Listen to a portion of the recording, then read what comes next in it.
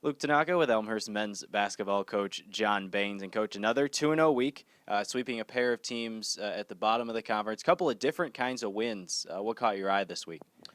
Yeah, they were two different types of wins. I felt like with Carthage, we really put a lot of points on the board. I felt like we were shooting the ball really well. I think in the Wheaton game, we kind of got slowed down a little bit with the zone they threw at us and went down at half and really had to make a run in the second half. So there were two good wins, but yeah, they did come differently. Despite not shooting very well beyond the arc against Carthage, you scored 54 points in the paint. Is it nice to see sort of the versatility that your team has on the offensive end? Yeah, it is, and we've been kind of stressing that all year a little bit. It's Will Nixon and Kenny Payak are both shooting in the 60%, and so we were like it might be a good idea to throw them the ball every now and then.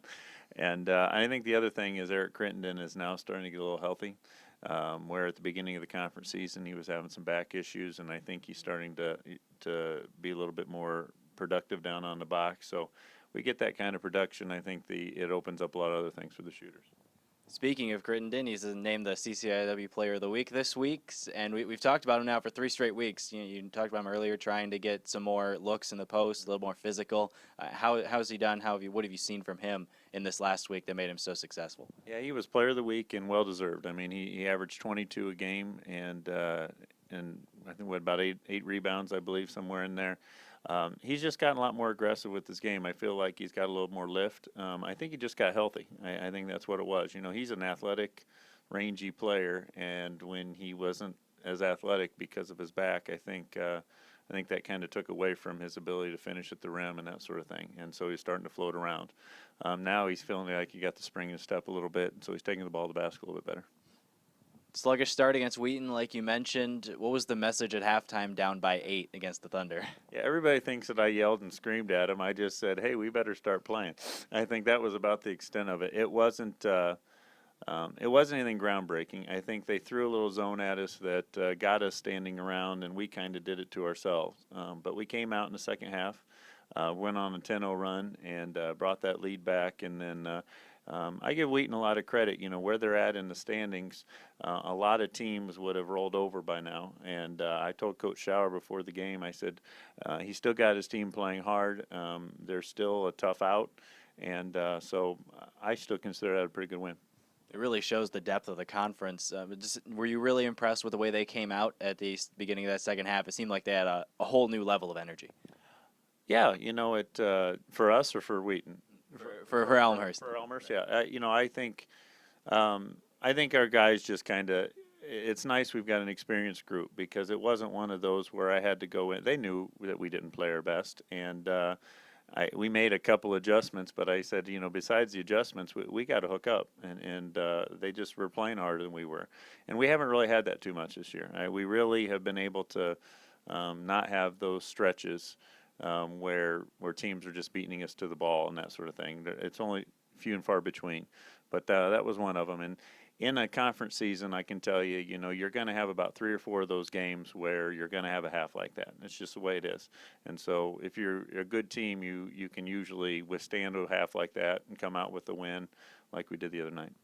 Talked a little bit about Eric Crittenden, but he wasn't the only player who had double-digit nights in both games. Kyle Weiss and Brian Ackerman as well. And really, this entire senior class reflect a little bit on how far they've come since you came into the program, and you were inheriting a 6-19 team with Senior Day coming up. Let's get a little preview of what we might hear.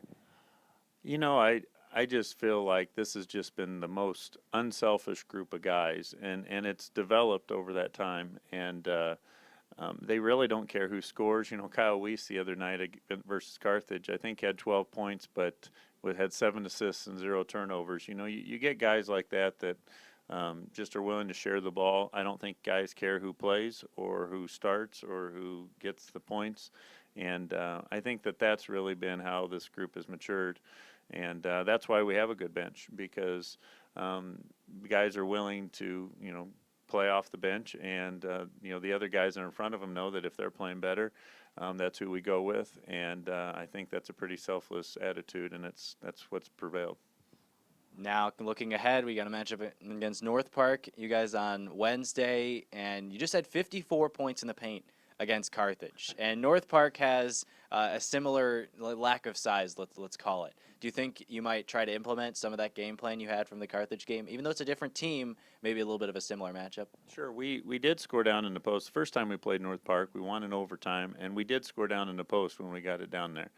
I think more than offensively where we're at is, Jordan Robinson and Juwan Henry scored 61 on us in that game, and they average about 43. So I told the guys, I said, this is an unusual one. If we can hold them to 35 points, we'll probably do a pretty good job there. So most of our attention is really going to be on the defensive end.